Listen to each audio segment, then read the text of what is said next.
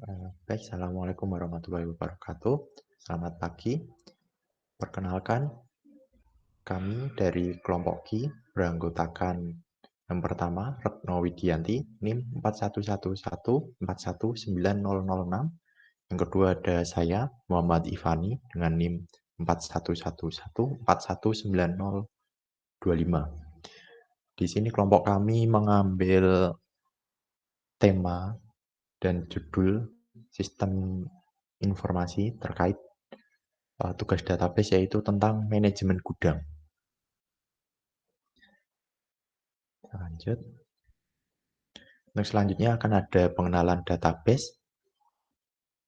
Pengertian database. Database sendiri adalah kumpulan informasi yang disimpan dalam komputer secara sistematik sehingga dapat diperiksa menggunakan suatu program komputer untuk memperoleh informasi dari basis data tersebut.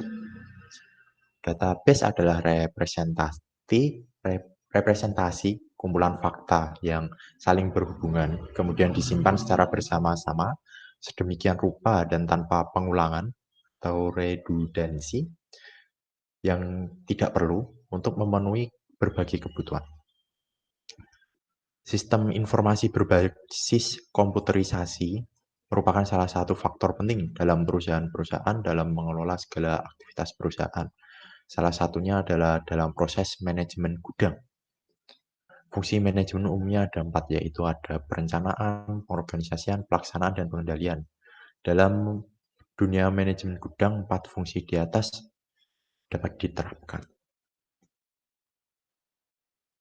Untuk selanjutnya, tentang perancangan database kami akan disampaikan oleh Retno Widianti. Retno, saya persilahkan.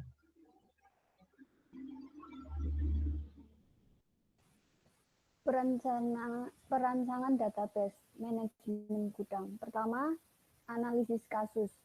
Manajemen adalah ilmu dalam pengelola sumber daya. Gudang adalah tempat penyimpanan barang dengan sementara. Barang dagangan sementara.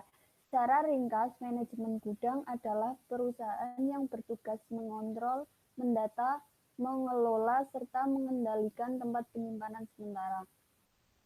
Aktivitas dalam gudang dapat dijelaskan secara sederhana, beberapa di antaranya.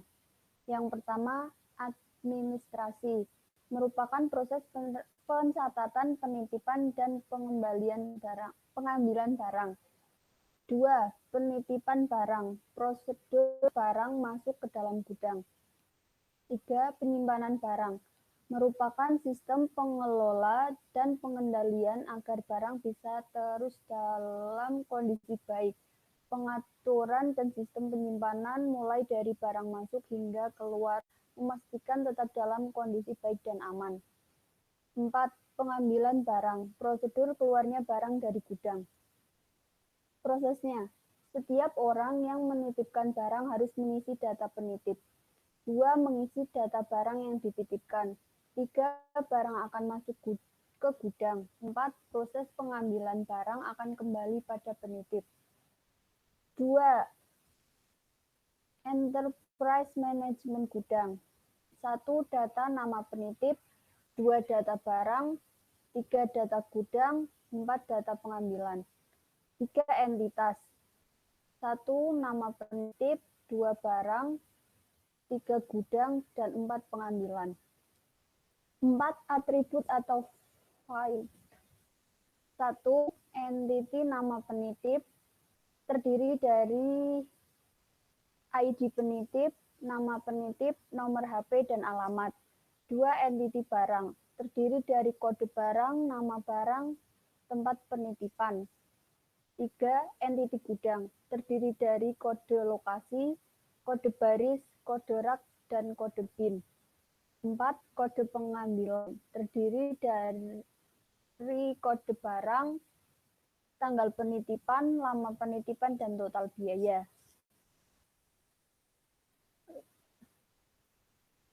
5. Tabel enterprise.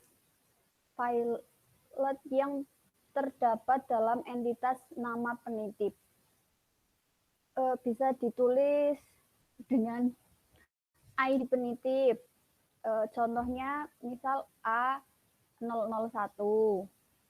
Nama penitip di situ dibagi menjadi 2, nama depan dan nama belakang, nomor HP, alamat terbagi menjadi 3, yaitu desa, kecamatan, dan kabupaten atau kota.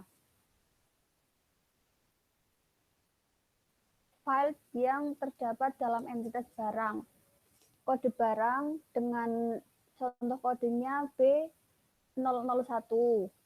Kemudian nama barang, kemudian tanggal penitipan yang dibagi menjadi tanggal, bulan, dan tahun. File yang terdapat dalam entitas gudang, yaitu lokasi, dibagi menjadi kode area, kode baris, kode rak, dan kode bin.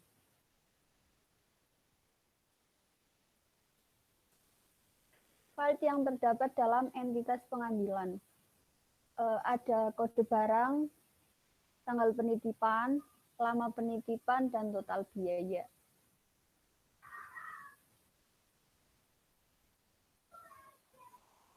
Untuk selanjutnya akan saya jelaskan terkait data flow diagram, proses terjadinya penitipan barang dari customer ke gudang hingga pengambilan barang dari gudang menuju ke customer. Yang pertama dari customer datang. Di datang nanti akan ada proses administrasi mengisi nama dan ID customer dengan field-field yang telah tersedia tadi. Kemudian dari administrasi diterima, kemudian barangnya dilakukan pemasukan ke gudang. Nah, dalam proses pemasukan barang ke gudang nanti barangnya akan didata sesuai dengan ID barang yang telah diisi oleh customer. Selanjutnya barang akan masuk. Nah, kemudian setelah proses penitipan ini berlangsung, proses keadministrasian akan dicatat di sistem informasi atau di database penitipan barang, yaitu di data store oleh admin, dan barang akan masuk ke gudang seperti itu. Kemudian dari pihak gudang sendiri akan mengupdate informasi juga ke database administrasi terkait tentang tempat yang telah dipakai beserta nama barang yang ditempatkan di situ, ataupun terkait tempat-tempat yang kosong sehingga ketika ada customer yang menitipkan barang menuju ke meja administrasi, admin telah tahu dan telah memiliki data dengan database yang telah tersedia di sini. Tempat yang kosong, rak yang kosong, dan seberapa luas itu. Kemudian untuk flow pengambilan barang, customer yang telah menitipkan barang mendatangi administrasi membawa file pengambilan barang. Kemudian nanti akan diproses dengan administrasi, dicek dengan data di database. Setelah data di cross check dan benar, customer akan membayarkan dana perawatan kepada administrasi, kemudian datanya akan dihapuskan, kemudian secara administrasi akan memerintahkan pihak gudang untuk mengeluarkan barang tersebut. Barang dikeluarkan, kemudian barang dihandling, dicek bersama customer dan admin, apakah sesuai dengan apa yang dititipkan customer dan kondisi kelangkaan, kemudian barang akan sampai menuju ke customer kembali. Itu untuk alur penitipan dan pengambilan barang di sistem manajemen yang akan kami usung. Untuk selanjutnya ada ERD, Entity Relation Diagram.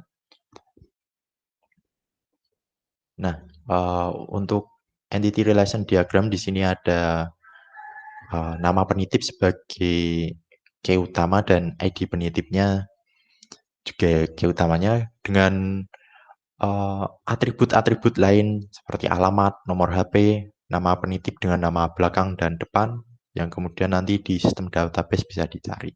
Kemudian prosesnya adalah menitipkan barang. Ini di data flow diagram itu ada di proses administrasi. Kemudian handling barang atau di barang.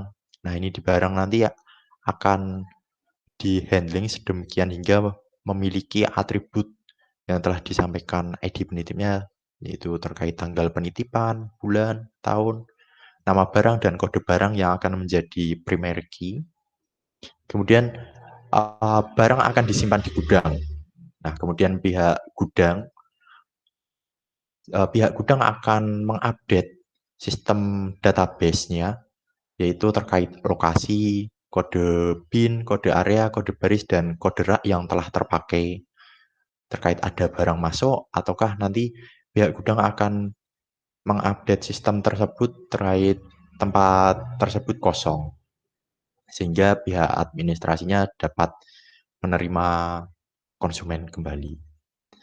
Dan apabila terjadi pengambilan barang, yaitu di sini dari pihak gudang nanti akan mengambilkan barang dengan customer yang melakukan pengambilan barang itu menyerahkan tabel bukti pengambilan barang yang terdiri dari kode barang, terus tanggal pengambilan, tanggal, bulan, tahun, kemudian lama penitipan, dan total biaya setelah biaya keadministrasiannya telah diselesaikan. Nanti dari pihak gudang akan mengambilkan barang tersebut dan menyerahkannya ke customer.